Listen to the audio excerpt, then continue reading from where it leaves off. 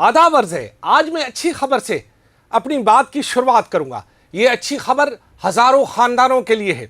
ये अच्छी खबर उन ख़ानदानों के लिए है जो इस वक्त मुलाजमत पर हैं। ये अच्छी खबर उन ख़ानदानों के लिए है जो रिटायर हो गए हैं।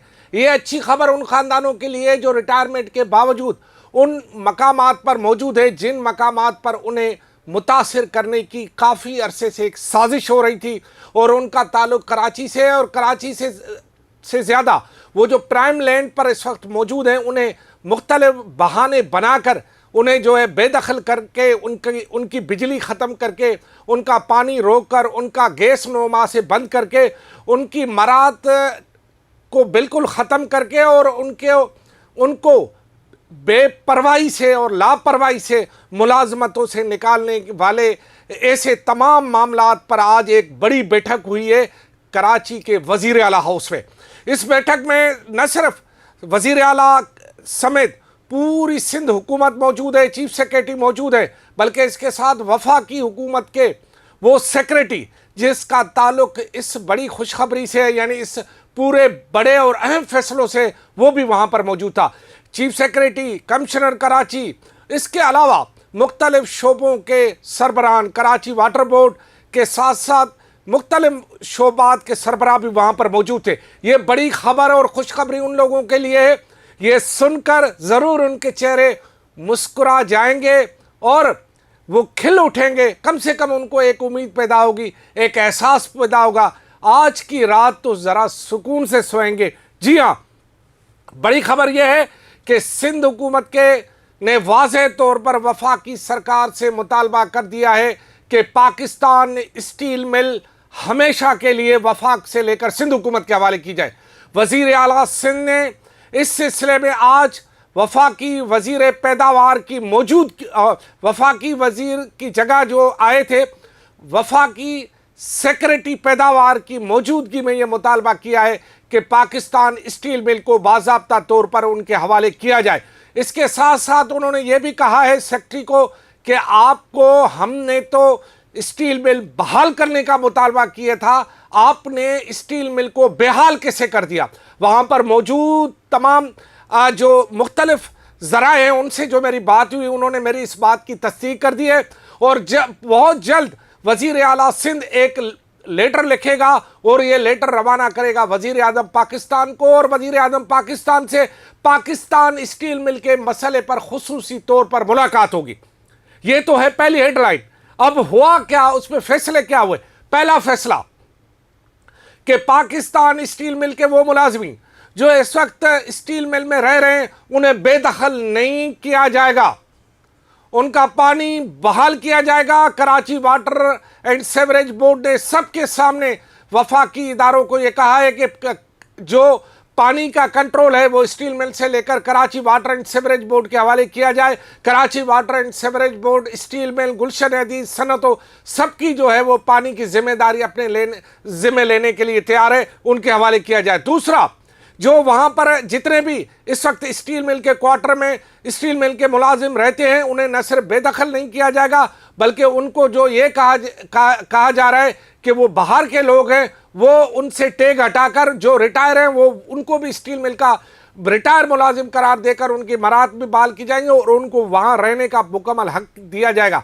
और वो लोग जो वहाँ आउटसाइडर हैं या जिन्होंने इस दौरान मौका तलाश करके स्टील मिल के क्वार्टर्स पर कब्जा किया है या वहाँ पर ले दे के वो बैठे हुए, उन्हें बेदखल किया जाएगा। और उस सिलसिले में चीफ सेक्रेटरी, कमिश्नर कराची और डीसी मलीर की सरबराही में एक कमेटी बना दी गई है, वो उस पूरी रिपोर्ट जो है वज़ीर आला सिंध को देगी। इसके साथ एक और जो एजुकेशन जो वहाँ के मुलाजमीन से छीन ली गई है वो बहाल करने का फैसला किया है आज के इस बैठक में।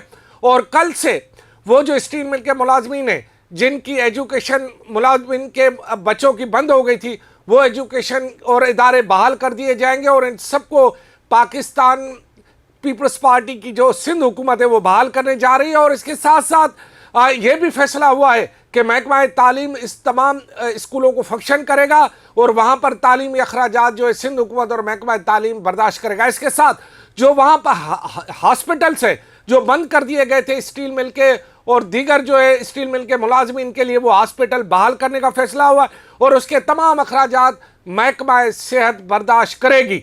और ये फैसला हो चुका है। और इसके साथ एक और फैसला हुआ, जो मुलाजिम जिसने धरने के दौरान जामे शहादत हासिल की और जिसकी शहादत की वजह से आज स्टील मिल का मसला उभर कर सामने आया, उसके जो लावाकिन हैं उन्हें 50 लाख रुपए मुआवजा सिंध हुकूमत अदा करेगी। यह भी फैसला हो चुका है आज के इस बड़ी बैठक में। और इसके साथ साथ यह भी फैसला हुआ कि स्टील मिल के मुलाजमीन को गुलशन अजीज फेज 4 में ज़मीन और प्लाट दिए जाएंगे। बड़ी खुशखबरी है स्टील मिल के मुलाजमीन के लिए। और अगर इस पर अमल दरामद हो जाता है तो स्टील मिल के मुलाजमीन एक बार फिर जो है वो कखपति से लखपति बन जाएंगे। अगर उन्हें प्लाट दिए गए, जिस तरह स्टील मिल के मुलाजमीन को फेज़ 1, फेज़ 2 और फेज़ 3 में प्लाट दिए गए थे, और फेज़ 3 के 60 एकड़ ज़मीन पर कब्जा है, वो भी अगर वागुजार कराया जाए।